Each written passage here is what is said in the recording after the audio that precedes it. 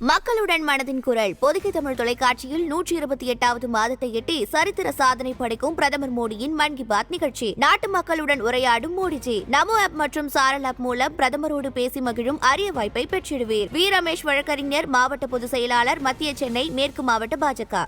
உங்கள் தங்க நகையை அதிக விலைக்கு விற்கவும் மற்றும் அடகில் இருக்கும் தங்க நகையை மீட்டெடுத்து அதிக விலைக்கு விற்கவும் உடனே அணுகவும். Prime gold hub 9840551787. No compromise. Unga side liyo, enga side liyo. It's a GT promise. GT Holidays, South India's #1 travel brand. செங்ஸ் இப்போ அதிமுகல இருந்து தாவேக்காக்கு மாறி இருக்காரு அப்படிங்கிறத பாக்குறோம். கோபிச்செட்டிப்பாளையம் போய் இறங்குறாரு. ஜேன்னு அவ்வளோ கூட்டம். அப்படியே செங்கோட்டையன் தான் இனி நெக்ஸ்ட் அப்படிங்கிற மாதிரியான ஒரு தோற்றத்தை அது ஏற்படுத்தியது. செங்கோட்டையன் தாவேக்காவில் இணைந்தது அப்படிங்கிறது எந்த மாதிரியான ஒரு அரசியல் தாக்கத்தை ஏற்படுத்தும் நினைக்கிறீங்க? இப்போ குறிப்பா விஜய் கட்சியில் அவர் இணைந்தது அப்படிங்கிறது யாருக்கு பாசிட்டிவ்? தாவேக்கான்றது இனிமேல் எப்படி வரப்போகுதுன்னா, தாவேக்கா தாவும் வேட்பாளர்கள் கழகமாக வரப்போகுது. இங்கே தொண்டர்கள், இவருக்கு வரவேற்ற தொண்டர்கள் பூரா தாவேக்கா தொண்டர்கள். நான் அது ஏன் தப்புன்னு சொல்லலை, செங்கோட்டையனுக்கு ஓகே. பட் செங்கோட்டையனால தாவேக்காவுக்கு என்ன லாபம் வாக்கு வங்கியில் என்றால் எனக்கு தெரிந்தவரை ஒன்றும் பெருசாக இருக்காது. ஆனால் என்ன எனக்கு ஒரு கவலையாக இருக்குன்னா, இந்த அகதிகள் முகாம் மாதிரி ஆகிடக்கூடாது தாவேக்கா. சில தாவேக்காவினர் குறிப்பா புஷ்யானந்த் உட்பட என்ன சொல்றாங்க அப்படின்னா, எம்ஜிஆர் ஜெயலலிதாவை ஜெயிக்க வச்சதே செங்கோட்டையன் தான். எம்ஜிஆர் ஜெயிக்க வச்சது செங்கோட்டையன் சொல்றத போல ஒரு பில்டப் வேற இருக்கவே முடியாது. சர்க்காரில் ஒரே ஒரு கள்ள ஓட்டு போட்டால் கூட ஜனநாயகத்துக்கு விரோதம்னு அந்த கோர்ட்டில் ஆர்குமெண்ட் சீன் கிளைமேக்ஸில் வரும். இன்னைக்கு சாருக்கு எதிராக போராட்டம்ன்றார். கிட்டத்தட்ட அவருடைய சர்க்கார் படத்துக்கு எதிராக அவரே போராடுற மாதிரி. நேயர்களுக்கு அன்பு வணக்கம். இன்றைய சிறப்பு நேர்காணலில் நம்முடன் இணைந்திருக்கிறார் தமிழக அரசின் ஆசிரியர் திருசக்தி சுந்தரராமன் அவர்கள். சார் வணக்கம். வணக்கம் வினோத், சொல்லுங்க சார். செங்கோட்டையன் அவர்கள் செங்ஸ்லாம் அவர் செங்ஸ்ன்னு கூப்பிடுறாங்க. ஸோ செங்ஸ் இப்போ அதிமுகல இருந்து தாவேக்காக்கு மாறி இருக்காரு அப்படிங்கிறத பார்க்குறோம். கோபிச்செட்டிப்பாளையம் போய் இறங்குறாரு. ஜேன்னு அவ்வளோ கூட்டம். அப்படியே செங்கோட்டையன் தான் இனி நெக்ஸ்ட் அப்படிங்கிற மாதிரியான ஒரு தோற்றத்தை அது ஏற்படுத்தியது. உங்களுடைய ஒரு பார்வையில் அரசியல் ரீதியாக செங்கோட்டையன் தாவேக்காவில் இணைந்தது அப்படிங்கிறது எந்த மாதிரியான ஒரு அரசியல் தாக்கத்தை ஏற்படுத்தும்னு நினைக்கிறீங்க? இப்போ குறிப்பா விஜய் கட்சியில் அவர் இணைந்தது அப்படிங்கிறது யாருக்கு பாசிட்டிவ்? இல்லை, இப்போ தாவேக்கான்றது இனிமேல் எப்படி வரப்போகுதுன்னா, தாவேக்கா தாவும் வேட்பாளர்கள் கழகமாக வரப்போகுது. அதாவது செங்கோட்டையன் நீங்கள் கோபிச்செட்டிப்பாளையத்தில் போனபோது வந்தவர்கள் எல்லாருமே எல்லாம் பெரும் 98% பேர் தாவேக்காவை சேர்ந்தவர். அதாவது அவர் கூட்டம் வந்தது, அவர் மகிழ்ச்சியாக தெரிகிறாரு. 77 வயசில் இப்படி ஒரு ரிஸ்க் எடுத்திருக்காரு. 53 வருஷம் 9 தடவை எம்எல்ஏவாக இருந்தவர் கோபிச்செட்டிப்பாளையத்தில். அவருக்குன்னு சில இதெல்லாம் இருக்குது. சொல்லுவாங்க அவர் இந்த பயணம் ரூட் தலை அவர் அந்த காலேஜில் ரூட் தலை. ஆமாம். ஆனால் அது எந்த காலத்தில் ஜெயலலிதா அவர்கள் இருந்த பீரியடில். அப்புறம் எம்ஜிஆருக்கு அதுக்கு முன்னால் இருந்திருக்கலாம். எம்ஜிஆர் பீரியட்லேயே வந்துட்டார், அவர் எம்எல்ஏவாக வந்துட்டார். ஜெயலலிதா பீரியடில் ஏங்க இப்போ சாதாரணமாக நம்ம ஒரு இடம் போனோன்னா ஆட்டோமேட்டிக்காக அவன் கூகுள் மேப் போட்டு போகிறான். மேப்புக்கு மட்டும்தான் இல்லை, வீட்டில் டாக்டர் ஏதாவது ஒன்று சொன்னார்னா கூட டக்குன்னு கூகுளில் போட்டு டாக்டர் சரியாக சொல்லியிருக்காரான்னு பார்க்குறான். இல்லை டாக்டர்கிட்ட போகாமல் கூகுளில் பார்த்தே டாக்டராக இருக்கான். அம்மாவோ அப்பாவோ ஏதாவது அட்வைஸ் பண்ணால் கூட கூகுளில் பார்த்தேன், அதெல்லாம் சாப்பிடக்கூடாதுன்னு சொல்லு. அது இப்போ அட்வான்ஸாக ஏஐ வேறு வந்து. ஸோ இப்படி இந்த செங்கோட்டையனுடைய பயன் அங்கே என்னென்னா, வாக்கு வங்கி என்ன, செங்கோட்டையனுக்கு ஒரு மரியாதை கொடுக்கக்கூடிய ஒரு இடமா இருக்கலாம். அது அதிமுகவில் அவர் எதிர்பார்த்த மரியாதை இல்லை. எடப்பாடியோட தலைமையின் கீழ் எடப்பாடியை விட அவர் சீனியரு. அந்த மரியாதை அவர் எதிர்பார்த்த மரியாதை இல்லை. அப்படி பார்க்க போகிறேன், எடப்பாடி ஓபிஎஸ் வைத்திலிங்க இவங்களெல்லாம் விட ஜூனியர் தான். கலைஞர் சிஎம் ஆகும்போது நம்பர் 6லேயே 7லேயே இருந்தார் திமுகவில். அண்ணாதுரைக்கு அப்புறம் நெடுஞ்செழியன், வரிசை, ஆசை தம்பி, மதியழகன்லாம் இருந்தாங்க. ஸோ இதில் அரசியலில் இப்படி தான் சீனியாரிட்டி பிரகாரம் வரணுன்றது அதாவது நடக்கலாம், நடக்காமல் இருக்கலாம். அது குடும்ப அரசியல் வரும்போது இது எல்லாமே 86 வயசுக்காரரே ஓரங்கட்டி தான் இருக்கார் துரைமுருகன். எல்லாரும் உதயநிதி ஸ்டாலின் அடுத்தது இன்பநிதி வரைக்கும் நாங்கள் முதலமைச்சராக ஏற்றுக்கொள்ள தயாராக இருக்கிறோம் பேசுகிற நிலைமை. அரசியல் வந்து நம்ம கட்சி சார்பில்லாமல் பொதுவாக நடக்கக்கூடிய விஷயம் திராவிட கட்சிகள் அதிகமாக நடக்குது.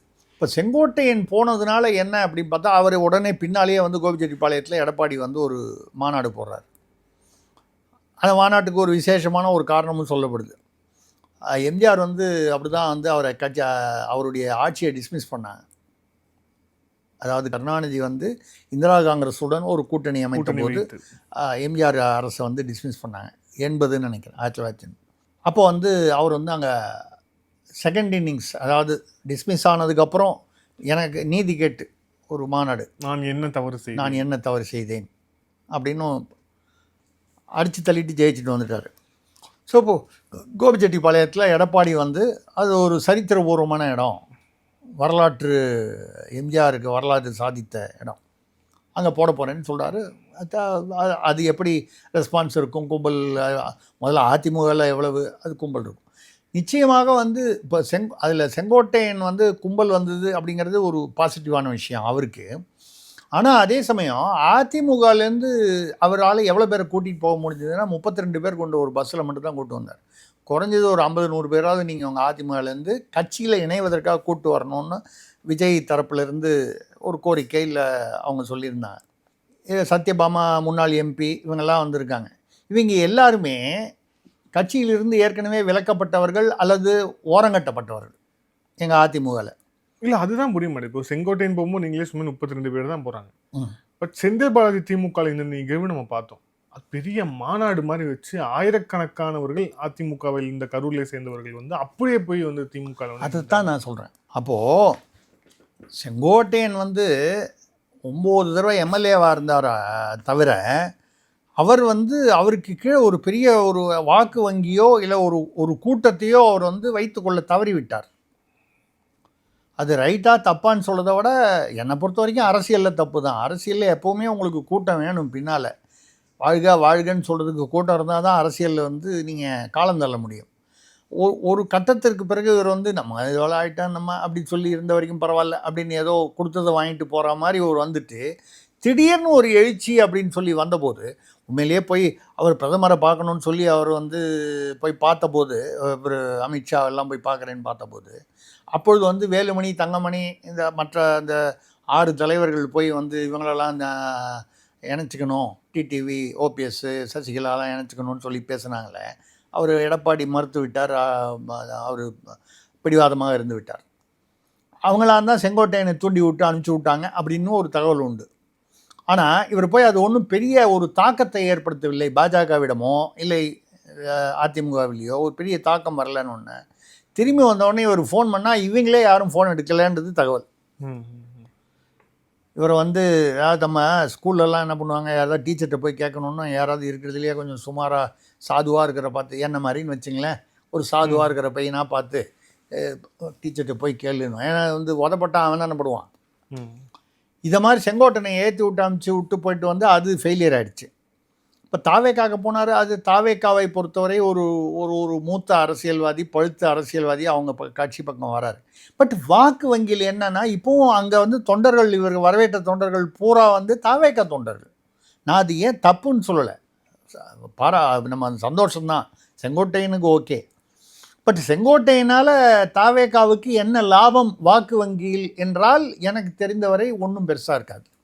ஆனால் அவரோட கைடன்ஸ் வந்து இருக்கும் அப்படிங்கிறாங்க. ஏன்னா இப்போ இருக்கும் தாவேக்கால வந்து ஒரு அனுபவம் வாய்ந்த, அதாவது ஜீரோ கைடன்ஸில் இருக்கும்போது ஏதோ ஒரு கைடன்ஸ், இது வந்து ஒரு ஒரு கூடுதலான ஒரு பலம்னு சொல்லலாமே தவிர, இந்த செங்கோட்டையன் இப்போ வந்துட்டதுனால அப்படியே அவங்களுக்கு அனுபவம் கிடச்சி அப்படியே வந்து திமுகவையும் அதிமுகவையும் எதிர்க்கிற அளவுக்கு ஒரு மிகப்பெரிய ஒரு அனுபவசாலி அப்படின்னு வந்து அவருக்கு அனுபவம் குறைச்சல்னு இல்லை, அது பத்தாதுன்னு சொல்கிறேன். ஜீரோலேருந்து நீங்கள் வந்து ஒரு 40 மார்க் வாங்கினா தான் பாஸ்ன்னும் போது, ஜீரோலேருந்து இப்போ தான் ஒரு 5க்குள்ளே வந்திருக்கீங்க, இன்னும் 35 இருக்குது, அப்போ இன்னும் வரணும். ஆனால் என்ன எனக்கு ஒரு கவலையாக இருக்குன்னா, இந்த அகதிகள் முகாம் மாதிரி ஆகிடக்கூடாது தாவேக்கா. இப்போ இன்னைக்கு காலையில் பத்திரிகை செய்திகளை பார்த்தீங்கன்னா, ஓபிஎஸ் வந்து திமுகவில் பேசலாமா இல்லை பேசாமல் தாவேக்காவில் பேசலாமான்னு வந்து யோசனை பண்ணுறாருன்னு இன்னைக்கு காலையில் பத்திரிகை செய்தி. சில தாவேக்காவுடைய அன்அஃபிஷியல் சேனல்ஸில் வந்து 15ஆம் தேதி ஓபிஎஸ் இணைகிறார். அதுதான் பேச்சுக்கள் நடந்து கொண்டு இருக்கின்றன என்பது உண்மை. இணைகிறாரா இல்லையா தெரியாது. இணையலாம்னு வச்சுப்போம். இப்போ ஓபிஎஸ்க்கு பின்னால் என்ன வாக்கு வங்கி இருக்குது? ஒட்டுமொத்த தென்மண்டலமே இருக்கு, அவருடைய முக்குலத்துவ சமுதாயம் இருக்கு அப்படின்னு அவங்க சொல்றாங்க, அவங்களுடைய ஆதரவாளர்கள். இல்லைங்க, இது எப்படி இருக்குன்னா நான் மெரினா பீச் வாசலில் போய் நின்றுட்டு எனக்கு பின்னால் மெரினா பீச்சே இருக்குதுன்னு சொல்கிற மாதிரி இருக்குது. நான் மெரினா பீச்சுக்கு முன்னால் போய் நின்றுட்டு மெரினா பீச்சில் இவ்வளோ கும்பல் இருக்காங்க, ஒரு 10,000 பேர் இருப்பாங்க எனி டைம், பாருங்கள் எனக்கு பின்னால் 10,000 மக்கள் இருக்காங்கன்னு. அந்த மாதிரி அந்த ஜோக்கு மாதிரி ஆகிடும். ஓபிஎஸ்க்கு என்ன வாக்கு வங்கி இன்றைக்கினா 1% கூட இல்லை. முதல்ல அவருடைய தொகுதியான தேனி அந்த சைடில் நின்னார்னாலே அவர் ஜெயிப்பாரான்னு தெரியாது. தங்கத்தமிழ்ச்செல்வனை வச்சு அவருக்கு ஒரு காலத்தில் அவருக்கு உதவியாளராக இருந்த தங்கத்தமிழ்ச்செல்வனை வளர்த்து விட்ருக்காங்க திமுகவில். சார் பலாப்பழத்திலிருந்து 3 லட்சம் ஓட்டு வாங்கினார்ல சார் ராமநாதபுரத்தில் நின்று, பலாப்பழத்தில் நின்று கிட்டத்தட்ட 3 லட்சம் ஓட்டு கிட்ட ஜெயிச்சாரா? ஜெயிக்கல. அன்றைக்கி இருந்த ஓபிஎஸ் இன்றைக்கி இருந்த ஓபிஎஸ் பலவீனப்படுத்திருக்காரா? அப்போ அவரை சுற்றி ஒரு 5 பேர் இருந்தாங்க குறைஞ்சபட்சம். அதில் மனோஜ் பாண்டியன், அவர் மருது அழகராஜ், இவங்களாம் வந்துட்டாங்க. வைத்திலிங்கம் இந்த டிசம்பர் 15 வரைக்கும் ஏதோ ஒரு தேதின்னு கொடுத்துருக்காரு. அது இல்லைன்னா எடப்பாடி ஏதோ சொல்கிற மாதிரி நீங்கள் 15 வரைக்கும் நான் உங்களுக்கு டைம், அப்படி இல்லைன்னா நான் ஒரு முடிவு எடுத்துடுவேன். என்ன முடிவு எடுப்பார்? ஒன்று அவர் திமுக போவார், இல்லை தாவேகா போவார், இல்லை மிஞ்சி போனால் இபிஎஸ்கிட்டே திரும்பி போயிடலாம். அதுவும் ஒரு வாய்ப்பு இருக்குது. இப்போ மைத்ரேயன் அப்படி தான் அங்கங்கே போனார், திருப்பி அங்கே போனார், அங்கே போய் சரியாக வரலன்னு எங்கே போனார்? திமுகவுக்கே போயிட்டார். எந்த திமுகவை எதிர்த்து வாழ்நாள் பூரா பிரச்சாரம் பண்ணிட்டு இருந்தாரோ பிஜேபிலையும் அதிமுகலையும், அதே திமுகவுக்கு போயிட்டார்.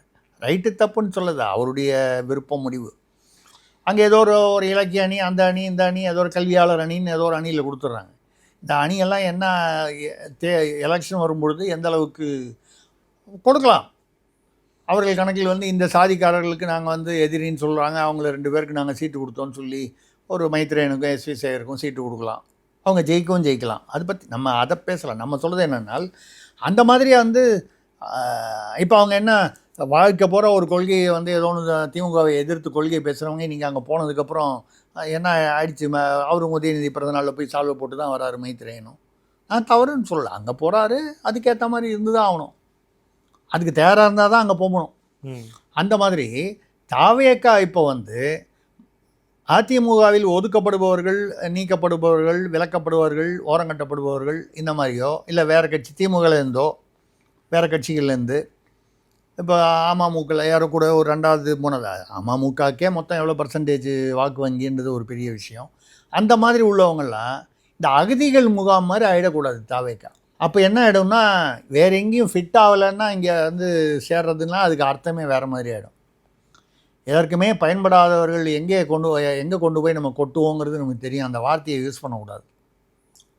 புதுசாக கட்சி வச்சுருக்கேன், அவங்க நல்லா வளரணும். விஜய் நம்ம வாழ்த்துறோம். அப்படி இருக்கும்பொழுது அங்கே போய் சேர்றாங்க. அப்படிங்கும்போது வேறு எங்கேயும் பிரயோஜனப்படாதவங்க அங்கே போய் சேர்ந்தா சில பேர் தானம் கொடுக்கும்போது பார்ப்பான், இவனுக்கு எதுவுமே யூஸ் ஆகலைன்னு வைங்க, தானமும் கொடுப்பான். அதுக்கு பேர் தானம் இல்லை, தர்மம் இல்லை. பயன்படுறவனுக்கு கொடுக்கணும், பயன்படும் போது கொடுக்கணும், அது அவன் முடிஞ்ச வரைக்கும் அதை கேட்காமையே கொடுக்கணும். உனக்கு பயன் இருந்தாலும் கொடுக்கணும். அதுதான் தானம் தர்மம்னு நம்மளுடைய இது சொல்கிறாங்க. அப்படி பார்த்தீங்கன்னா இது அகதிகள் முகாம் மாதிரி ஆகிட்டு வருதோ அப்படின்ற ஒரு இது அவருக்கே என்ன நம்பிக்கை எப்படி இருக்குன்னு தெரியல. இங்கேருந்து போகும்போதே உங்களுக்கு தெரியும், கோயம்புத்தூர் போகும்போது அந்த ஃப்ளைட்டு ரிப்பேர் ஆகி பெங்களூரில் இறங்கி திருப்பி ரிப்பேர் பண்ணிவிட்டு அதுக்கப்புறம் கோயம்புத்தூர் போச்சு. சகுனம் சரியில்லையான்னு தெரில. செங்கோட்டையனுக்கு சகுனம் சரியில்லையா, தாவேகாவுக்கு சரியில்லையான்னு. தாவேகாவிற்கு விஜய்க்கு ரசிகர்கள் கூட்டம் வருகிறது என்பதில் எந்த சந்தேகமும் இல்லை. ஆனால் அது எந்த அளவுக்கு நீங்கள் அங்கே வீடியோலாம் பாருங்கள், அவருடைய கொள்கை என்னென்ன அதெல்லாம் தெரியாதுங்க, தளபதி சொல்லிட்டார், அவ்வளோதாங்க. அதாவது இன்னும் அந்த கட்சியில் இருப்பவர்கள் அரசியல் முதிர்ச்சி அந்த மினிமம் முதிர்ச்சி வரல. இல்லை, இதில் சில தாவேகாவினர் குறிப்பாக பிஷ்யானந்த் உட்பட என்ன சொல்கிறாங்க அப்படின்னா, எம்ஜிஆர் ஜெயலலிதாவை ஜெயிக்க வச்சதே செங்கோட்டையன் தான். 2 பேரும் செத்து போயிட்டாங்க, யாரும் ஏன்னு சொல்ல போகிறதில்ல. எம்ஜிஆர் ஜெயிக்க வச்சது செங்கோட்டையன்னு சொல்கிறத போல ஒரு பில்டப் வேறு இருக்கவே முடியாது. திருப்பி திருப்பி சொல்கிறது எம்ஜிஆரையும் விஜயும் கம்பேர் பண்ணதில் அர்த்தமே இல்லை. ஏன்னா எம்ஜிஆர் அதுக்கு முன்னால் 20 வருஷங்கள் திமுகவில் அவர் ஒரு ஃபேஸ் ஆஃப் தி பார்ட்டியாக இருந்திருக்காரு. ஒரு படத்துலேயும் அவர் கட்சியோட கொள்கையையும் அந்த கட்சியோட லோகோ அண்ணாதுரை இப்படி இதை அதை காட்டும் முகமாக இருந்திருக்கிறார்.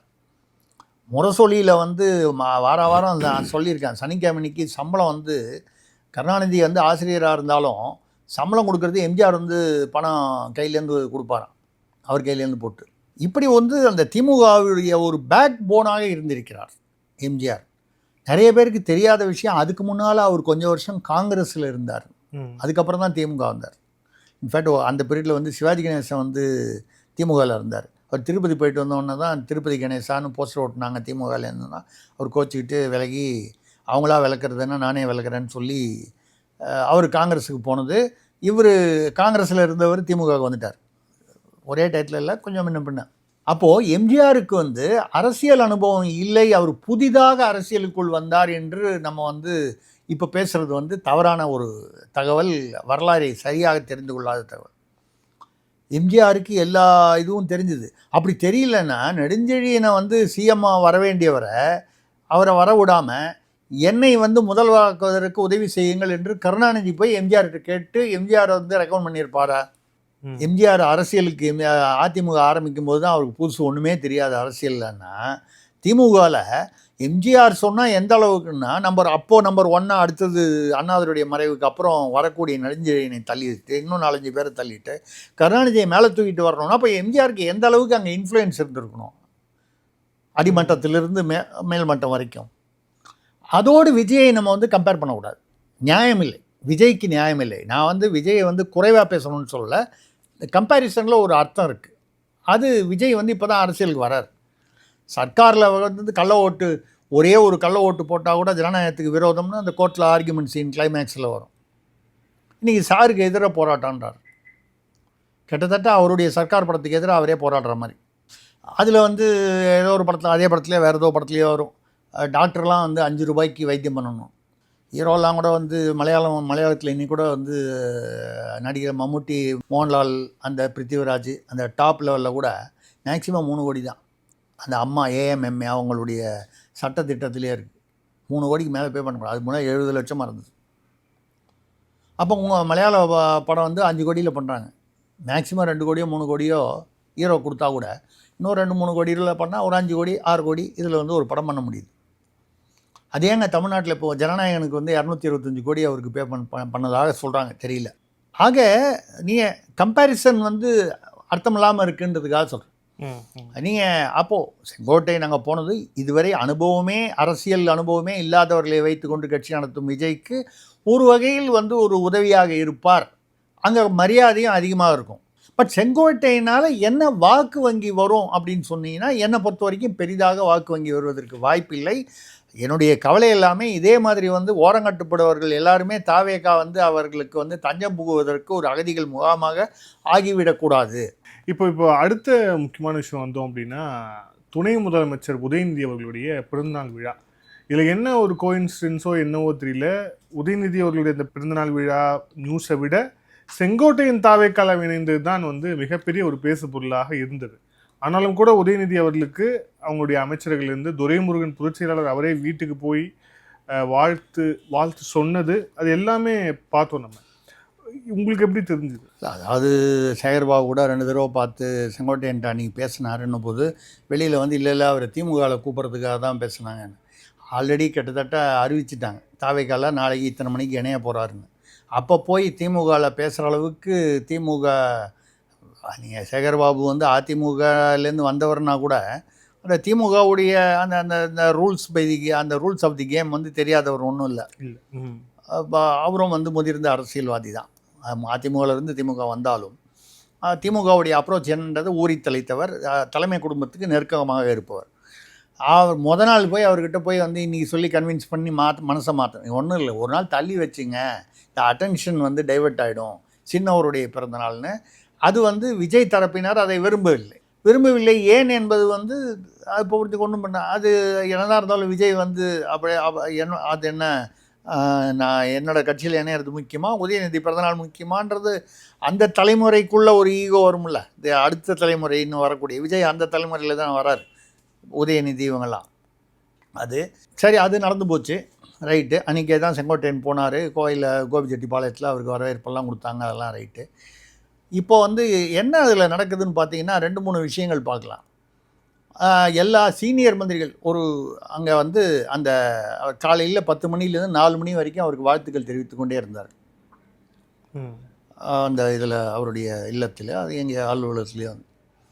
அது வரும்போது சீனியர்கள் எல்லாருமே பத்திரிகை தகவல், அவர்கள் வந்து இளைஞர் அணியை சேர்ந்தவர்கள் தான் வந்து அங்கே ஆதிக்கம் செலுத்தி கொண்டிருந்தார்கள் அந்த விழாவில்.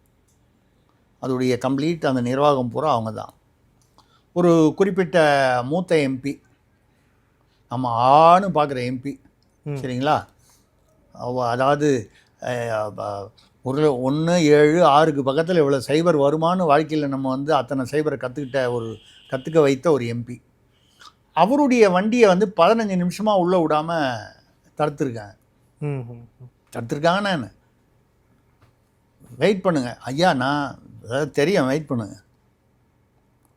அதை விட பெரிய பெரிய சைபர் வாங்கணும்னா உள்ளே இருக்காங்க அப்படின்னா. ஆமாம், உங்களுக்கு அந்த முன்னால் 176 போட்டதே நாங்கள் தான், சைபர் தான் நீங்கள் அப்படின்ற மாதிரி வந்து அவர் வந்து சமீபத்தில் வந்து ஒரு மாநாடு ஒன்று நடந்தது மதுரையில்.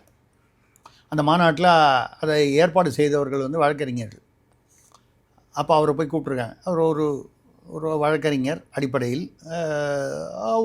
அதாவது 2Gயில் வந்து கிட்டத்தட்ட அவருடைய சாமர்த்தியத்தினால தான் பெரிய பெரிய வக்கீல்கள்லாம் வைக்கிறத விட அவருடைய பர்சனல் அந்த வாத திறமை தான் அவருக்கு பயன்பட்டதுன்னு சொல்கிற அளவுக்கு ஒரு புத்திசாலி சாதுரியம் உள்ளவர் என்று அவர் அந்த அவங்க மாவட்டத்துக்காரங்க, அவங்க மாவட்டத்துக்காரங்கன்னு சொல்லும்போது உங்களுக்கு புரியும், அவங்க வகைரா நீங்கள் வந்தீங்கன்னா நல்லாயிருக்கும் அப்படின்னு சொல்லி,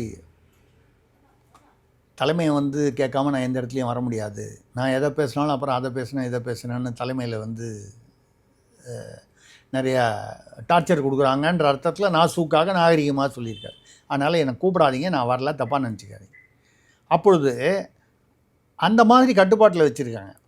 இது வந்து ஏதோ அவருக்கு மட்டும்தான் சொல்லலை, சீனியர்கள் நிறைய பேருக்கே வந்து இந்த இதுதான் அங்கே ஆதிக்கம் செலுத்துவது பூரா வந்து இளைஞரணி அந்த மற்ற அப்படின்னா யாருன்னு உங்களுக்கு தெரிஞ்சிருக்கும். இதில் 2 விஷயம் நடந்தது, அது சுவாரஸ்யமான விஷயம்.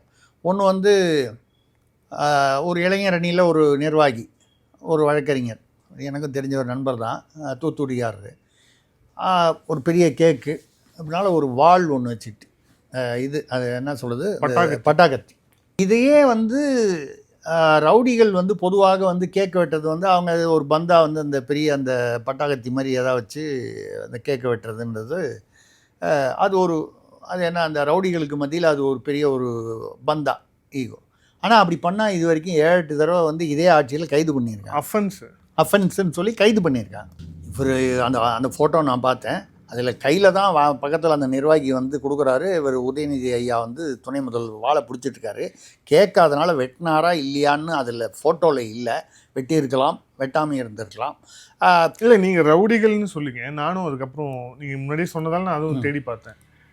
திருமாவளவன் அவர்களும் வெட்டியிருக்கிறார், இதேமாதிரி பட்டாக்கத்தில் தான் அவரும் வெட்டியிருக்கிறார். யார் இந்த ஹைகோர்ட்டில் வந்து லேசாக ஸ்கூட்டர் தட்டினோன்னே 4 தட்டினேன், ஒழுங்காக கூட அடிக்கல, அந்த திருமாவளவன் தானே சொல்கிறீங்க? இல்லை, எனக்கு சமயத்தில் அந்த நினைவு மறந்தது, அதனால் கேட்டேன். விடுதலை சிறுத்தைகள் கட்சி தலைவர். கரெக்ட். இல்லை, நீங்கள் அது ஏன் உங்களுக்கு அப்படி ஞாபகம் வந்ததுன்னு எனக்கு அதுக்கு நான் பொறுப்பு இல்லை. நான் ஏதோ ரவுடிகள் இல்லைங்க, நான் ஏதோ ரவுடிகளை போலீஸ் பிடிச்சாங்கன்னு சொல்ல போகும்போது உங்களுக்கு சில பெயர்கள்லாம் ஞாபகம் வருதுன்னா அதுக்கு நான் பொறுப்பு இல்லை சார். அரசியல் கட்சி தலைவர்கள் யாராவது பண்ணியிருக்காங்களான்னு பார்க்கும்போது திருமாவளவன் பண்ணியிருக்காரு அப்படின்னு வந்துச்சு. அதாங்க, இல்லைங்க, நீங்கள் ஒப்பிடலை, எனக்கு புரியுது. நான் என்ன சொல்கிறேன்னா, இதை சாதாரண ரவுடிகள் பண்ணால் அது ரவுடி செயல், அது நம்ம கைது பண்ணுவோம். அரசியல்வாதிகள் வந்து பண்ணால் அது பேர் ரவுடித்தனம் இல்லை. சாதாரண மனிதன் பண்ணால் அது பேர் ரவுடித்தனம், அரசியல்வாதிகள் பண்ணால் அது பேர் ரவுடித்தனம் இல்லை. இந்த தத்துவத்தை நாம் திராவிட தத்துவத்தை நீங்கள் புரிந்து கொள்ள வேண்டும் என்பதற்காக நான் சொல்கிறேன். நான் ஆல்ரெடி புரிஞ்சுக்கிட்டேன், உங்களுக்கு புரிய வைக்கிறேன். ரைட்டு. இப்போ இது வந்து எப்படி வந்து அலோவ் பண்ணாங்க, இது ஒரு பக்கம். இன்னொரு பக்கம் அங்கே பார்த்தீங்கன்னா ஒரு மந்திரி பெரிய கருப்பன் உட்காந்துக்கிட்டு மேடையில் ரசிக்கிறாரு. உதயநிதி பிறந்தநாள் அப்படின்னு போட்டு போஸ்டர், இந்த ரெக்கார்ட் டான்ஸு இது வரைக்கும் போட்டுக்கிட்டு ரொம்ப கொச்சையாகவும் ஆபாசமாகவும் நடனம் ஆடும். இந்த கோயில் திருவிழாலாம் ஆடுவாங்க. இப்போ கூட ஹைகோர்ட்டில் ஒரு ஆர்டர் கூட போட்டாங்க, அந்த மாதிரி ஆட்டம்லாம் போடக்கூடாதுன்னு சொல்லி. அதேமாரியே நடக்குது, பொதுவாக சொல்கிறேன்.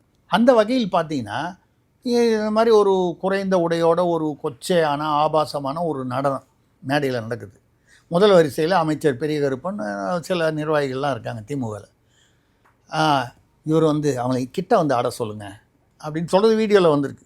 மேடையிலேருந்து இறங்கி வந்து அவருக்கு எதிரில் வந்து கொஞ்சம் நேரம் ஆடிட்டு போகிறாங்க. இந்த கலையை ரசிக்கிறதுல ஒன்றும் தப்பு இல்லைல்ல. கலை கலை அதில் யாராவது ஒரு பெண் பேர் கலையா தெரியல எனக்கு. இல்லை சார், ஆர்ட். ஓ, நீ அந்த கலையை சொன்னீங்களா? இல்லை, நான் நினச்சேன் யாராவது அதில் கலையரசி அந்த மாதிரி ஏதாவது தமிழரசிங்கிற மாதிரி கலையை ரசிக்கிறதுல தப்பு இல்லைன்னு. கலை வந்து குட்டப்பாவடா, எங்களுக்கு புரியுதுங்க. மானாட மயிலாட வந்த கோஷி தானே நம்ம. திராவிடத்து புரியலனால் வான்கோழியும் வாழ முடியாதவர்களையும் கலைஞர் ஐயாவுடைய சிறுகதைகளை படித்தா திராவிடம் புரிஞ்சிடும் உங்களுக்கு. அதில் வந்து வெறும் நீங்கள் அதில் உள்ள அந்த ஆபாச அந்த செக்ஸ் கிளுகிழுப்புன்னு சொல்லுவோம். இந்த காலத்தில் சரோஜா தேவி புக்குன்னுவாங்க. சரோஜா தேவிக்கு அதுக்கும் எந்த சம்மந்தமும் இல்லை, ஏதோ சும்மா பேர் வச்சாங்க. அது அந்த மாதிரி கிளுகிழுப்பான கதைகள் மட்டும் இல்லை, அதில் ஒரு பெரிய திராவிட தத்துவமே இருக்குது. வான்கோழி அந்த கதையை விட்டுருங்க, ஆபாசமாக இருக்குது கொச்சையாக இருக்குன்ற விமர்சனத்தை விட்டுருங்க. அது வந்து அது ஒரு முதலாளியே தன் பொண்டாட்டியை வந்து வீட்டில் இருக்கிற இளைஞன் வேலைக்காரனோட சரின்னு உடல் உறவுக்குள்ளே சம்மதிப்பார். வாழ முடியாதவர்களை வந்து ஒரு போலீஸ்கார அப்பா வந்து மனைவியை மறக்க முடியாமல் வந்து சொந்த பெண்ணுடையனுமே உறவு கொள்வார், உடல் உறவு. இதுதான் வான்கோழியா? வான்கோழி அது முதல்ல இந்த முதலாளி வேலை. வாழ முடியாதவர்கள் அப்படிங்கிறது இது சரிங்களா? ரொம்ப சென்சார்லாம் இருக்கும் போல இருக்குது அதில். அப்போல்லாம் சென்சார் கிடையாது, அதனால் அந்த புஸ்தகத்துக்கெலாம் சென்சார் கிடையாது இல்லையா? இருந்தால் இது வந்திருக்காதுல்ல, வரல. பட்டு நீங்கள் புரிஞ்சுக்கணும், நீங்கள் அதுலேருந்து வந்து நான் வான்கோழின்னு இப்போ பாருங்கள், இப்போ நீட்டு கச்சத்தீவு இதெல்லாம் வரும்போது நம்மளே கொடுத்துருவோம். அப்புறம் அதுக்கப்புறம் நம்மளே போராட்டம் பண்ணுவோம். அப்போ என்ன பண்ணுவோம், அதை கொடுக்கும்போது நம்ம என்ன பண்ணுவோம், வான்கோழி மாதிரி தலையை உள்ளுக்குள்ளே விட்டுட்டோம், தெரியாத மாதிரி, நம்ம காதில் விழாத மாதிரி நம்மளே கச்சத்தீவை கொடுக்குறதுக்கு ஏற்பாடு பண்ணுவோம். அப்புறம் எதிரி தாண்டி போயாச்சுன்னு தலையை தூக்குவோம். எவ்வளோ பெரிய தத்துவம் திராவிட சொல்லியிருக்காங்க. ஒரு சின்ன வான்கோழி. வாழ முடியாதவர்கள், வாழ தெரியாதவர்கள்லாம் வாழ்ந்து காட்டினாங்க பாருங்கள். யாரோ ஒரு பஸ்ஸில் டிக்கெட் வாங்க முடியாதவங்க, ரயிலில் டிக்கெட் வாங்க முடியாதவங்க, சாப்பாட்டுக்கு வழி இல்லாதவங்க, இவங்கெல்லாம் எப்படி வந்து இவ்வளவு பிரம்மாண்டமாக வாழ முடியும் திராவிட மாடலில்? உங்களுக்கு அது புரியணுமா இல்லையா? அப்போது அதை ஒரு சிறுகதை தலைப்பிலேயே எவ்வளவு அழகாக கொடுந்தாரு பாருங்கள் ஐயா கருணாநிதி அவர்கள். அந்த தத்துவம் இப்போ திராவிடம்னா என்னன்னு கேட்டேன் எல்லாருக்கும். நான் திராவிடம்னா இந்த வான்கோழி போய் படிங்க, தலைப்புலேருந்து ஃபுல்லாக படிங்க. வாழ தெரியாதவர்களா வாழ முடியாதவர்களா அந்த அந்த கதையும் படிங்க. இது ரெண்டையும் படிச்சிங்கன்னா திராவிடமும் உங்களுக்கு புரிந்துவிடும். இப்படி பாருங்கள், பக்கத்தில் நீக்க வச்சு ஆட வச்சு உதயநிதி அவர்களுடைய பிறந்தநாளுக்காக இதில் வந்து என்னென்னா, அதாவது ஒரு சீனியர்கள்லாம் வந்து வந்திருக்காங்கன்னா இதுலேருந்து என்ன உதயநிதி பிறந்தநாள்லேருந்து மக்களுக்கு தெரியக்கூடிய இல்லை திமுகவினருக்கு சொல்லக்கூடிய செய்தி என்னென்னா, ஒளிரும் உதயநிதி, ஒதுங்கும் மு.க. ஸ்டாலின். இளைஞர் அணி உயர்கிறது பவரில், கட்சி கண்ட்ரோலில். சீனியர்கள்லாம் வந்து ஏற்கனவே பலவீனமாக இருக்காங்கிறது நமக்கு தான் தெரிஞ்சு போச்சு. 86 வயசுலேருந்து 77 எல்லாமே. இன்னும் வந்து பார்த்திங்கன்னா ஆதிக்கம், அவர்களுடைய ஆதிக்கம் கிரிப்பு வந்து குறையுது. அப்போ ஒளிரும் உதயநிதி, ஒதுங்கும் மு.க. ஸ்டாலின் அவர்கள். அவர் உடல்நலம் பல காரணங்கள், ஓய்வு பெற வேண்டிய ஒரு சூழ்நிலை. அவங்களுடைய ஆதரவாளர்களே ஒரு சிலர் போடும்போது ஒரு வானத்தில் ஒரு சூரியன் தான் இருக்க முடியும், 2 சூரியன் எப்படி இருக்க முடியும் அப்படின்னு ஒரு இது சொல்கிறாங்க, ஒரு உண்மை சொல்கிறாங்க. அப்போ அதான் அந்த ஒரு சூரியனை வந்து வீட்டுக்குள்ளே ஓய்வு எடுத்துக்க சொல்லலாம் இல்லையா? சூரியன் ஓய்வு எடுக்கக்கூடாதுன்னு எந்த சட்டத்துலையும் இல்லையே. நீங்கள் அதுக்கப்புறம் வேணால் வந்து அவர் முன்னாள் சூரியன் சொல்லிட்டு போங்க, அவ்வளோதானே. இவரை வந்து சூரியன், இவர் உதயமான சூரியன், அவர் உதய சூரியன், இவர் இதயத்தில் உள்ள சூரியன், அப்படி ஏதோ கொஞ்ச நாளைக்கு ஒரு போஸ்டர் ஓட்டிட்டு போகலாம். அதுக்கப்புறம் இதில் வந்து ஒரு ஷிஃப்ட், அதாவது உதயநிதியை நெக்ஸ்ட் ப்ரொஜெக்ட் பண்ணோம் அப்படின்னு ஒரு பெரிய இந்த பிறந்த நாளில் வந்து திமுகவினருக்கும் சரி பொதுவான மக்களுக்கும் சொல்லக்கூடிய செய்தி அதான் நான் சொன்னேன். இனிமே இவர் தான், இனிமே இப்படித்தான், ஏதோ ஒரு சிம்ல சொல்லுவாங்க, இனிமே இவர் தான் அப்படின்னு சொல்லக்கூடிய ஒரு செய்தியாகத்தான் உதயநிதியுடைய பிறந்தநாள் கொண்டாடப்பட்டது. அதில் சீனியர்கள் வந்து ஒதுக்கப்பட்டார்கள்னோ இல்லை வந்து அவர்களுக்கு வந்து ஒரு முக்கியத்துவம் இல்லை. இப்போ நம்ம ஒரு உதாரணம் சொன்னோம், ஒரு எம்பியோட காரே வந்து 15 நிமிஷம் உள்ளே விடாதது வந்து யாரோ பெரிய டிஜிபி லெவலில் அங்கே உள்ள எஸ்ஐயே அப்படின்னா என்ன அர்த்தம்? அவங்களுக்கு செய்தி கரெக்டாக சொல்லியிருக்கு. இப்போ இளைஞர் அணியில் என்ன சொல்கிறாங்களோ அது பிரகாரம் தான், பாக்கி எவ்வளோ பெரிய பிஸ்டா வந்தாலும் இல்லை. அப்போ அந்த பெராடிம் ஷிஃப்ட் அப்படின்னு சொல்லுவாங்க. அந்த பெராடிம் ஷிஃப்ட் வந்து பரிணாம அந்த இது வளர்ச்சி அடைய அது தட்டு ஏறணுன்னா ஒன்று இறங்கி தான் ஆகணும். அது மாதிரி அதான் சொன்னேன், ஒளிரும் உதயநிதி ஒதுங்கும் மு.க. ஸ்டாலின் அப்படின்னு சொல்லக்கூடிய ஒரு நிலைமையில் தான் வந்து இருக்குது. ஆக இனிமேல் இப்படி தான் அப்படிங்கிறதுக்கு கொண்டு வந்துட்டாங்க. ஏன்னா இப்போ வந்து பார்த்திங்கன்னா எல்லா இடத்துலையுமே இது ஒரு பேராடிம் ஷிஃப்ட்டுன்னு நம்ம சொல்கிறது வந்து எல்லா கட்சிகளையும் கொஞ்சம் கொஞ்சமாக வருது. கூட்டணியும் திமுக பார்த்திங்கன்னா ஓரளவுக்கு காங்கிரஸ் ஆல்ரெடி குழு அமைச்சிட்டாங்க. அதில் ரொம்ப சாதுரியமாக என்ன செய்தார்கள் என்றால், தாவேகாவுடன் வந்து போய் பேசிக்கிட்டு இருந்தவர், பேசணும்னு சொல்லி பிடிவாதம் பிடிச்சவர், அங்கே சோடங்கர் வரைக்கும் அதை வந்து எடுத்துகிட்டு போனவர் வந்து ராஜேஷ்குமார். அவரையும் உள்ளே சேர்த்துட்டாங்க. அவரை இதில் சேர்த்துட்டாங்க. கிட்டத்தட்ட அவரை வந்து கை காலை கட்டி போட்டு உட்கார வச்சுட்ட மாதிரி, 2 கையும் 2 காலையும் கட்டிட்டு மாரத்தான் எப்படி ஓடுவா பார்க்கலான்ற மாதிரி ஒரு செல்வ பெருந்தகை தலைமையிலனா கூட ராஜேஷ்குமாரும் அதில் இருக்கார். யாரோ எக்கடே யாரோலாம் போட்டு 2 பேர் போட்டிருக்காங்க. அப்போ இனிமேல் இவர் தாவேகா பக்கம் போய் பேசுவதற்கான வாய்ப்பு இல்லை இந்த குழுவில் இருக்கும்போது. விசிகா என்னை பொறுத்த வரைக்கும் வெளியில் போகிறதுக்கு வாய்ப்பே இல்லை. விசிகா வெளியில் போனால் அது அவர் மட்டும்தான் போகணும். அது அந்த ரிஸ்க் இருக்கிற வரைக்கும் அவர் போகிறதுக்கான வாய்ப்பு இல்லை. கொஞ்ச நாளாக வந்து இவர் நம்ம மார்க்சிஸ்டில் பார்த்தீங்கன்னா அவர் புதுசாக வந்தார், ஒரு பேர் என்ன சண்முகம், தோழர் சண்முகம். வந்த உடனே பார்த்தீங்கன்னா அது வந்த உடனே எப்போவுமே அந்த பரபரப்பு அந்த படபடப்பெல்லாம் அதிகமாக இருக்கும். நிறையா வந்து விமர்சனங்கள், அரசை எதிர்த்து விமர்சனங்கள் பண்ணார். இப்போது ஒரு மாதமாக பாருங்கள் சத்தமே இல்லை. இப்போ திமுக தன்னுடைய கூட்டணியை வந்து ரீட்டைன் பண்ணுறதில் தெளிவாக இருக்காங்க. அதற்கு என்ன செய்ய வேண்டுமோ எல்லாம் கரெக்டாக செய்கிறாங்க. எதிர்ப்பக்கங்கள்லாம் வந்து பாமக பக்கம் உடைச்சி விட்டாச்சு. வன்னியர் ஓட்டுகளில் விசிகா உடையாமல் இருக்கணும்னா இங்கே தான் இருக்கணும்னு அந்த மாதிரி கொண்டு வந்தாச்சு. பாஜகவில் அண்ணாமலை அது ஒரு இப்போதைக்கு கேள்விக்குறியாக இருக்குது. இன்றைக்கி கூட கும்பகோணத்தில் இது நடக்குது, அந்த மாநாடு ஒன்று. அண்ணாமலைக்கு போகல, எனக்கு தெரிஞ்ச வரைக்கும் நேற்று ராத்திரி வரைக்கும் கோயம்புத்தூரில் தான் இருக்கார். இன்றைக்கி கும்பகோணம் வரலன்ற மாதிரி தான் காலையில் செய்தி. வந்தாரா வரலையான்றது வேறு விஷயம். அது அவர் வரலன்னு கூட மாநாடு நடக்குதுன்னா கூட அண்ணாமலை இப்பொழுது என்ன செய்ய போகிறார் அப்படிங்கிறது தான் ஒரு கேள்விக்குறியாக இருக்குது. எனக்கு பொறுத்த வரைக்கும் டிசம்பர் 10ஆம் தேதிக்கு முன்னால் நிறைய பேரோட கேட்டு நீங்கள் நவம்பர் 15ஆம் தேதின்னு சொன்னீங்களே அண்ணாமலை தனி நம்ம தான் முதல்ல நம்ம இதில் பேசுகிறோம். நிறைய பேர் விமர்சனம் பண்ணியிருந்தாங்க, அவர் அண்ணாமலை இறுதி வரை பாஜகவில் தான் இருப்பார், போக மாட்டார்னு. இப்போ வந்து நவம்பர் 15ஆம் தேதி போவார்னு சொன்னீங்களே, இன்னும் ஏன் அவர் போகலையா, நீங்கள் சொன்னது தப்பாக போயிடுச்சே, திருசக்தியார் ஜோதிடம் தவறாகி விட்டது. அவர் இன்னும் என்ன கேட்டுட்டு போகிறாரா, இல்லை நான் ஏதாவது அவருக்கு நாள் குறித்து கொடுக்குறேன்னா, அதெல்லாம் ஒன்றும் இல்லை. வரும் தகவல்கள் இது. இப்போவும் வந்து டிசம்பர் 10 தேதி வாக்கில் அவருக்கு அதுக்கு முன்னால் வந்து அவர் மார்கழி மாதத்துக்கு முன்னால் வந்து அறிவித்து விடுவார் என்று ஒரு செய்தி இருக்கிறது. இல்லை அவர் இங்கே தான் இருப்பார், அவருக்கு வந்து மத்திய அமைச்சர் கொடுப்பாருன்னா இவ்வளோ நாள் கொடுத்துருக்கலாமே. கிட்டத்தட்ட 1 வருஷமாக கொடுக்கல. இப்போவும் கொடுக்குற மாதிரி எந்த அறிகுறியும் இல்லை. இப்போ கும்பகோணத்தில் ஒரு முக்கியமான மாநாடுன்னா அவரை மேடையில் கூப்பிட்டு உட்கார வைக்கலாமே, அவர் போகவே இல்லையே. அப்போ பாஜகவில் அவர் தொடர்வார்னா, நான் வந்து அண்ணாமலை வந்து போகிறது ரைட்டாக தப்பா, அது அண்ணாமலைக்கும் பாஜகவுக்கும் உள்ள விஷயம், பாஜக தலைமைக்கும் உள்ள விஷயம். எது வந்து யாருக்கு நல்லது என்பது போக போகத்தான் தெரியும். இதே அண்ணாமலை தனியாக ஒரு கட்சியை ஆரம்பித்து வளர்ச்சி பெற்றார்னு வைங்க, ஏன் வந்து பாஜக வந்து அன்றைக்கி வந்து அவரை பயன்படுத்தி கொள்ளாதா? நம்ம சொல்கிறது தேசிய பாஜக. தமிழ்நாட்டு பாஜக என்பது இன்னும் வளர்ச்சி அடையாத ஒரு அதே பருவத்தில் தானே இருக்குது.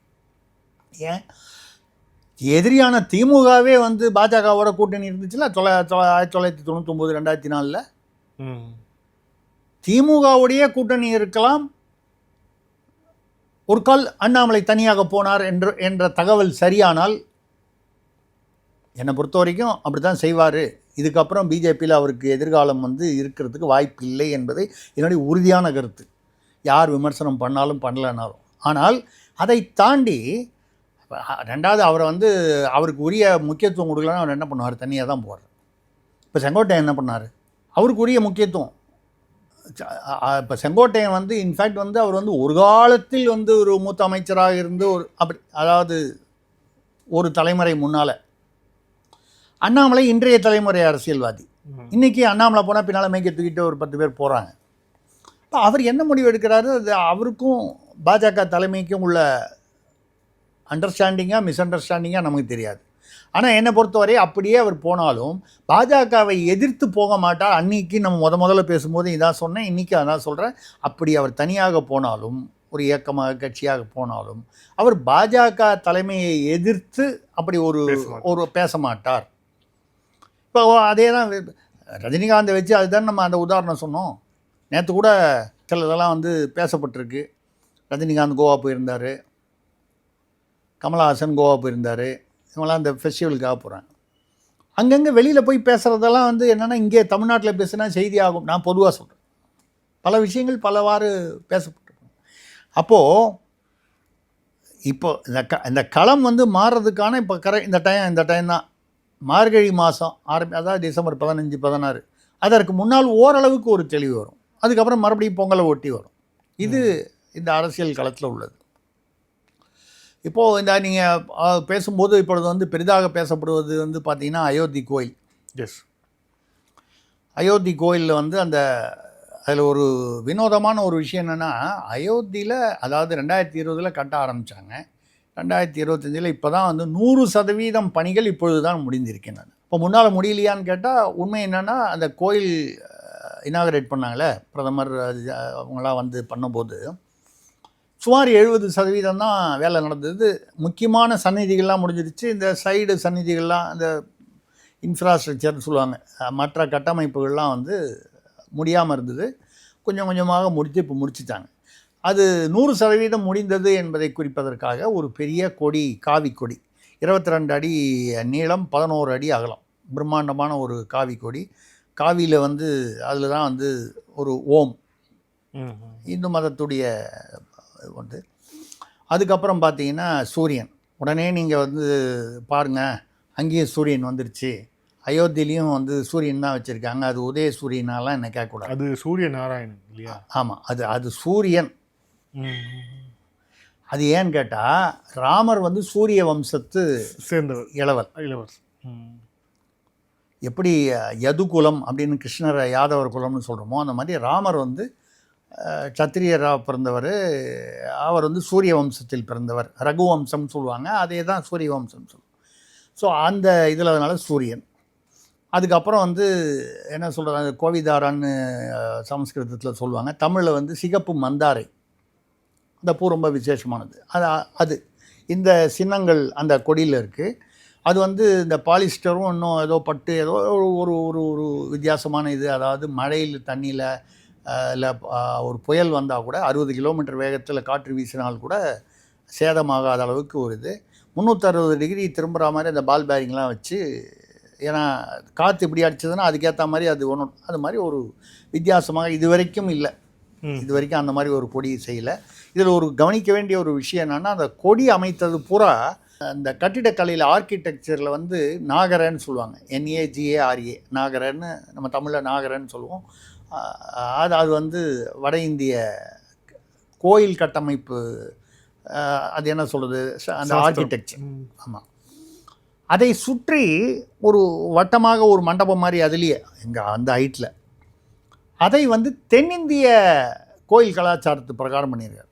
அதில் கூட பார்த்தீங்கன்னா மோடி வந்து அந்த ஒரு பேலன்ஸ் மெயின்டைன் பண்ணியிருக்கார். வட இந்திய கோயில் கலாச்சாரம், தென்னிந்திய கோயில் கலாச்சாரம்னு ஒரு மிகப்பெரிய ஒரு அந்த ஏதோ ஒரு இவ்வளோ ஹைட்டு, இவ்வளவு தான் அந்த கொடி. இந்த கொடி வந்து இப்போ நிறைய பேர் வந்து இதில் என்ன, அதில் தமாஷை என்னன்னு கேட்டிங்கன்னா, பாகிஸ்தான் வந்து இந்த மாதிரி கொடியெல்லாம் பட்டது வந்து ஆட்சேபித்திருக்கிறது. ஏன் நம்ம ஏதோ கோயில் கட்டுறாங்க, இந்து கோயிலுக்கு மேலே கொடி எப்போ வேணால் கட்டுவாங்க, அது முடிஞ்சது ஒரு நல்ல நாள். இது வந்து என்ன நாள் அதுன்னு பார்த்தீங்கன்னா, சீதா விவாக பஞ்சமி அப்படின்னு சொல்லி ஒரு விசேஷமான நாள். அதாவது சீதையும் ராமனரும் நம்ம ஊரில் இந்த மேரேஜ் டேனா போய் கொண்டாடுறோம் இல்லையா, அந்த மாதிரி விவாக பஞ்சமி அப்படின்ற ஏதோ ஒரு நாள். எதுவுமே ஒரு கோயில் சமாச்சாரம் விஷயம்னா நாள் நட்சத்திரம் பார்த்து தான் செய்வாங்க. அந்த மாதிரி செஞ்சுருக்காங்க. ஒரு மிகப்பெரிய இது. அதில் நம்ம சொல்லிக்கலாம், இனிமேல் எங்கள் சூரியன் தான் வந்து மோடி காப்பி அடித்து இதில் அயோத்தியிலோட மோடி காப்பி அடித்தான்னு சொல்லாமல் ராமரே காப்பி அடித்தான்னு கூட சொல்லலாம். அது எப்படி வேணாலும் சொல்லிட்டு போகலாம். அப்படி இது ஒரு வித்தியாசமாக இதில் என்ன, அது எல்லாருக்கும் புரியாத ஒரு விஷயம்னா, இதுக்கும் பாகிஸ்தானுக்கும் என்ன சம்பந்தம்? நம்ம இந்து கோயில், அயோத்தி ராமர் கோயில், நம்ம ஒரு நம்பிக்கை உள்ள கோயில். அந்த கோயிலில் வந்து ஒரு கொடி வைக்கிறாங்க. அது என்னமோ வச்சுட்டு போகிறாங்க, எவ்வளோ ஹைட்டில் எவ்வளோ பெருசாக வச்சுட்டு போகிறாங்க. அதை பாகிஸ்தான் அதை வந்து அது வந்து எதற்காக வந்து அதை ஆட்சேபிக்க வேண்டும்? ஏதாவது அவங்க ஊரில் ஏதாவது போய் பண்ணிட்டோமா, இல்லை இந்த ஊரில் ஒரு மசூதியில் ஏதாவது ஒரு கொடி வச்சு, அப்போ கூட வந்து இந்திய முஸ்லீம்களுக்கு கேட்பதற்கு உரிமை இருக்கிறதே தவிர பாகிஸ்தானில் இருக்கிறவங்களுக்கு கேட்கறதுக்கு எந்த உரிமையும் இல்லை. கரெக்ட். அது வித்தியாசமாக ஏதோ ஒரு அவங்க பாவம் என்ன பண்ணுவாங்க, அந்த பக்கம் ஆப்கானிஸ்தான் அடிக்கிறான், இந்த பக்கம் பொருளாதார இம்ரான்கான் உயிரோடு இருக்காரா இல்லையான்னு சொல்லி ஜெயிலுக்குள்ளேயே பூந்து, ஆனால் எந்த சமயமும் வந்து உள்ளுக்குள்ளே கலவரம் ஏற்படக்கூடிய ஒரு வாய்ப்பு இருக்கிறது. அவர் இம்ரான்கான் இறந்து விட்டார், அவரை வந்து சாகடிக்கப்பட்டிருக்கிறார், சிறைக்குள்ளே சித்திரவதை செய்துன்னு ஒரு ஒரு தகவல் வெளியில் அது வந்து இதுவாக கூட இருக்கலாம், ரூமராக கூட இருக்கலாம். பட் அது பெருசாச்சுன்னா கலவரம் வரும். ஏற்கனவே பல கலவரங்களால் பாதிக்கப்பட்டிருக்கு பல பகுதிகள் வந்து வஜிரிஸ்தானில், அதுக்கப்புறம் அந்த பக்கம் பிஓகேல ஆக்கிரமிப்பு காஷ்மீரில், இன்னும் அந்த ஆப்கானிஸ்தானை ஒட்டிய அந்த பகுதிகள் எல்லாத்துலேயுமே, பலுச்சிஸ்தானில் எல்லா இடத்துலையும் பிரச்சனைகள் இருக்குது. அவங்க பாவம் என்ன தான் பண்ணுவாங்க? இல்லை, இப்போ நீங்கள் வந்து இதோட கல்ச்சுரல் இம்பார்ட்டன்ஸ் வந்து சொன்னீங்க. பட் இதோட ஹிஸ்டாரிக்கல் இம்பார்ட்டன்ஸ் அப்படிங்கிறது என்ன மாதிரி இருக்கும்? ஏன்னா குறிப்பாக இப்போது ராம் மந்திர் கட்டினதுக்கு பிறகு இதை மையப்படுத்தி இந்திய அரசு வந்து பெரும்பாலும் பல விஷயங்களை வந்து செய்திருக்கிறது. ஸோ இதோட ஹிஸ்டாரிக்கல் இம்பேக்ட், ஹிஸ்டாரிக்கல் இம்பார்ட்டன்ஸ்னால் அயோத்தி ஒரு மிகப்பெரிய ஒரு கோயில், ராமர் பிறந்த இடம் என்று கருதப்படும் நம்பிக்கை உள்ள இடம். நிறைய பேர் கோடிக்கணக்கில் ஒரு நாளைக்கு பல ஆயிரம் பேர் போகிறாங்க. அது ஒரு, அதாவது காசிக்கு போனால் அந்த காலத்தில் கங்கைக்கு போய் கங்கையில் குளிச்சுட்டு காசிக்கு போனோம் அப்படின்றது எப்படி ஒரு முக்கியத்துவமோ அது மாதிரி அயோத்தியும் வருகிறது. இதே மாதிரி மதுராவும் இதே பிரச்சனையில் வந்து இருக்குது. இன்னும் அந்த மசூதி அந்த பிரச்சனைகளில் இருக்குது. ஆனால் நான் மதுராவுக்கு போயிருக்கேன். கிருஷ்ணன் பிறந்த இடங்கிறதுக்கான சில தடயங்கள் இன்னும் வந்து, அதாவது அந்த இரும்பு ஒரு செல் மாதிரி இருக்குது, சிறை மாதிரிலாம் இருக்குது. வரலாம், அது வரணும்னு நம்ம சொல்லலை, அது வரலாம். அங்கே உள்ள மசூதிலாம் வந்து இப்போது வழிபாட்டில் இருக்கான்னு பார்த்தீங்கன்னா இல்லை. வழிபாட்டில் இருந்தால் வந்து அது எங்களுதுன்னு சொல்லி போய் சண்டை போடுறதுல அர்த்தம் இல்லை. ஒரு சமாதானமாக போய் நீ அந்த பக்கமாக போய் நீ வந்து மசூதியை கும்பிட்டுக்க, நான் வந்து இந்த பக்கமாக போய் கிருஷ்ணரை கும்பிட்டுக்கிறேன்னு போகிறது தான் என்னை பொறுத்த வரைக்கும் நியாயம். அனாவசியமான பிரச்சனை இதில் வந்து யார் வந்து முன்னால் வந்தாங்க அப்படின்னு பார்த்தா போய்கிட்டே இருந்தோம்னா முடிவே இல்லாமல் இருக்கும். அது அரசியல் ரீதியாக இதில் வந்து இன்னும் அயோத்தி என்பது அவரை பொறுத்த வரைக்கும் ஒரு மைல்கல். 500 வருஷமாக தீராத ஒரு பிரச்சனையை தீர்த்து வைத்தார் மோடியுடைய அரசாங்கம் இல்லை இந்த பீரியடில் அப்படிங்கிறது தானே தவிர, அதை தாண்டி பெரிதாக ஒன்றும் வம்பு பண்ணணுன்னா பண்ணுவாங்க. இப்போ இந்த மேற்கு வங்காளத்தில் அவங்க மம்தா கட்சியை சேர்ந்த ஒருத்தர் வந்து தலைவர் என்ன சொல்லியிருக்காரு, டிசம்பர் 6 பாபர் மசூதி இடிக்கப்பட்ட அன்னைக்கு நாங்கள் வந்து மேற்கு வங்காளத்தில் ஒரு பாபர் சமாதி கட்டுவோம். உண்மையிலேயே பாபர் இறந்து போன போது அவருடைய உடல் புதைக்கப்பட்டது வந்து இந்த பாபர் சமாதியிலே இல்லை, ஆப்கானிஸ்தானில். அவர் காபூல் பக்கத்தில் அந்த அந்த பக்கத்தில் அவர் எங்கு பிறந்தாரோ, எங்கிருந்து இங்கே வந்தாரோ இந்தியாவுக்கு, அங்கேருந்து வந்தவர் தான் அவர். அந்த நாட்டு பிரஜையாக இருந்து வந்தவர் தான். ஆப்கானிஸ்தான் அந்த அந்த பாரசீக பகுதி ஆப்கானிஸ்தான் அந்த அந்த இடத்துல வந்து சமாதி. அது கூட இந்திரா காந்தியுடைய பிஏ ஓபி மத்தாயுடைய புக்கில் எழுதியிருக்காரு. இந்திரா காந்தி அங்கே போன போது அந்த இவருடைய பாபருடைய சமாதிக்கு வந்து இவரை காரில் உட்கார வச்சுட்டு அவங்க மட்டும் போய் நமாஸ் பண்ணிட்டு வந்தாங்கன்னு ஓபி மத்தாய் நேருவுக்கு பிஏவாக இருந்து பின்னால் இந்திரா காந்திக்கும் பிஏவாக இருந்தவர் எழுதிய புத்தகத்தில் இருக்கிறது. அவர் பொய் எழுதியிருக்கலாமான்னு கேட்டால் நமக்கு தெரியாது. நம்ம என்ன ஓபி மத்தாயோட கூட பழகியிருக்கோம், நமக்கு தெரியாது. அது இருக்குது. ஆக ஆப்கானிஸ்தானில் அவர் வந்து அவருடைய உடல் வந்து சமாதியாக வைக்கப்பட்டது. இங்கே பாபர் மசூதி என்று சொல்லப்பட்டது வந்து அங்கே வழிபாட்டிலையும் இல்லை. கிட்டத்தட்ட நம்ம ஊரில் இந்த மணி மண்டபம் நினைவு மண்டபம்னு சொல்கிறாங்களே, அந்த மாதிரி அவருடைய தளபதி ஒருத்தர், பாபருடைய தளபதி ஒருத்தர் கட்டினது. இப்போ வம்புக்குன்னு இந்த அரசியலுக்கு, இது அரசியலுக்கு வந்து எப்போவுமே இந்த மதம் சாதிங்கிறது ரொம்ப சௌகரியமானது. நான் பொதுவாக சொல்கிறேன், இந்த கட்சி அந்த கட்சின்னு இல்லாமல் எல்லா கட்சிகளுக்கும். மம்தாவுடைய கட்சி ஒரு எம்பி ஒருத்தர் என்ன பேசியிருக்காரு, நாங்கள் வந்து பாபர் மசூதிக்கு வந்து அடிக்கல் நாட்ட போகிறோம் இவ்வளோ வருஷம் கழிச்சு எங்கள் மேற்கு வங்காளத்தில். ஏன்னா இப்போ அங்கே தேர்தல் வருது. இப்போது இஸ்லாமியர்களுடைய வாக்கு வந்து மம்தாவுக்கு தேவை. ஸோ இந்த மாதிரி அரசியல் வந்து அந்தந்த சமயத்தில் அயோத்தி ஒரு சமயம் அரசியலாக்கப்படும், ஒரு சமயம் பாபர் மசூதி அரசியலாக்கப்படும். இந்த பக்கத்தில் இப்படி நடக்கும். ஞானவாபி தொடர்ந்து அரசியலாக கொண்டே இருக்கிறது, இன்னும் தொடர்ந்து கொண்டே இருக்கு. மதுரா வரும், இப்படி நிறைய வரும். இங்கே திருவண்ணாமலையிலே வருது. திருப்பரங்குன்றத்தில் ஹைகோர்ட்டுக்கு போக வேண்டியிருக்கு. பெரும்பான்மையினார மதம் அப்படின்னு சொல்லக்கூடிய இந்து மதத்துடைய திருப்பரங்குன்றம் முருகன் தமிழ் கடவுள்னு இருக்கக்கூடிய திருப்பரங்குன்றத்தில் அங்கே தீபத்தூண்னு ஒன்று இருக்குது. தீபத்தூண்னா என்ன அர்த்தம்? அதில் தீபம் ஏற்றுவாங்க. விளக்கேற்றுற விளக்குன்னு என்ன அர்த்தம்? அதில் விளக்கில் வந்து தீபம் ஏற்றணும், தீப விளக்கு. இப்போ தீபத்தூண்னு ஒன்று இருக்குது. இந்த தீபத்தூணோட உச்சியில் கார்த்திகை தீபம் ஏற்ற வேண்டும். திருவண்ணாமலையில் ஏற்றுறாங்க இல்லையா, இந்த மாதிரி திருப்பரங்குன்றத்தில் ஏற்றணும் கூடாதுங்கிறாங்க. எதிர்சாரார் ஹைகோர்ட்டுக்கு போயிருக்கு. இது என்னென்னா இது அரசியல் தான். எந்த அளவுக்கு அரசியல்னா, திருப்பரங்குன்றம் என்பது முருகனுக்கான மலை என்று உயர்நீதிமன்றம் திருப்பரங்குன்றம் தான் அந்த மலை அப்படின்னு ஏற்கனவே ஒரு தீர்ப்பு கொடுத்துருச்சு. அங்கே ஒரு தீபத்தூண் இருக்குது. நீங்கள் கார்த்திகை அன்னைக்கு மேலே ஒரு தீபம் ஏற்றணும். திருவண்ணாமலையில் பெரிய அகண்ட தீபம் ஏற்றுற மாதிரி. இதுக்கு கோர்ட்டுக்கு போகிற அளவுக்கு, அதாவது எந்த அளவுக்கு மத சகிப்பின்மை வந்து அரசியல்வாதிகள் தூண்டி விட்டு நாட்டை கெடுத்து வைத்திட்டு, நான் வந்து இவங்க அவங்கெல்லாம் சொல்லலை, பொதுவாக சொல்கிறேன். என்ன செய்ய வேண்டும்? இந்து மதம் அல்லாதவர்கள் எதிர்ப்பவர்கள் இஸ்லாமியர்கள் என்றால், கார்த்திகை அன்றைக்கி மேலே அன்றைக்கி ஒரு நாளைக்கு தீபம் ஏற்றிக்கிறேன்றான். சந்தோஷமாக ஏற்றுங்கப்பா, என்ன வேணால் நான் வாங்கி தரேன்னு சொல்லணும். அவன் வந்து ஒரு ரம்ஜான் கொண்டாடுறான், இல்லை அவங்க ஏதோ ஒரு முகரம் கொண்டாடுறாங்க, அதை அன்றைக்கி அனுஷ்டிக்கிறாங்க அப்படின்னு சொன்னால், அதற்கு வந்து இந்துக்கள் தங்களால் முடிந்த ஏதோ ஒரு உதவியையோ சேவையையோ செய்ய வேண்டும். இப்படி செய்வது இது அடிப்படையில் வந்து எங்கேயோ வந்து தான் இருக்குது, கிராமங்களிலோ இல்லை சில இடங்களிலோ வந்து இருக்குது. ஆனால் இதை கெடுத்து ரெண்டு பேரும் இந்த மூட்டி விடுற மாதிரி பண்ணுறது அரசியல். இது எந்த கட்சின்னு சொல்ல, எல்லா கட்சிகளும் செய்கிறாங்க. அந்த வகையில் அயோத்தி என்பது அவங்கள பொறுத்த வரைக்கும் ஒரு மைல்கல். இந்த அயோத்தியில் அவருக்கு ஒரு மைல்கல் வந்துடக்கூடாதுன்னு தான் இப்போ பாபர் மசூதியை கிளப்புறது. இப்போ நீங்கள் கேட்டீங்க அரசியலில் என்ன தாக்கம்னா இதான் தாக்கம். நீங்கள் அயோத்தி வெற்றி அப்படின்னு சொன்னால் நாங்கள் பாபர் மசூதி பண்ணுறோம். இவங்கெல்லாம் எவ்வளோ பேர் பாபர் யார்? இந்தியாவில் பிறந்தவரா? இந்திய வம்சாவளியா? ஆப்கானிஸ்தானிலிருந்து வந்தவர். இங்கே உள்ள இஸ்லாமியர்கள் நம்முடன் இந்துக்களாக இருந்து மதம் மாறியவர். சரி, மதம் மாறிட்டாங்க, மதத்தை மதிப்போம். எங்கிருந்தோ வந்த ஒரு பாபர் வெளிநாட்டிலிருந்து, அப்புறம் கொஞ்ச நாள் போச்சுன்னா அலெக்சாண்டருக்கு இது கட்டணும், இவருக்கு அது கட்டணும், இவருக்கு இது அந்த மாதிரி ஒருத்தருக்கு வந்து நெப்போலியனுக்கு கட்டணும், அவரு கட்டணும், இவர் கட்டணும்னு ஆரம்பித்தா நம்ம என்ன வெள்ளையர்கள் ஆட்சியா? வெள்ளையர்கள் ஆட்சியான்னு கேட்டால் அடுத்தது நீங்கள் வந்து இல்லைங்க அது கொள்ளையர்கள் ஆட்சின்னு பதில் சொன்னால் நான் ஒன்றும் பண்ண முடியாது. அது இருக்க தான் இருக்குது.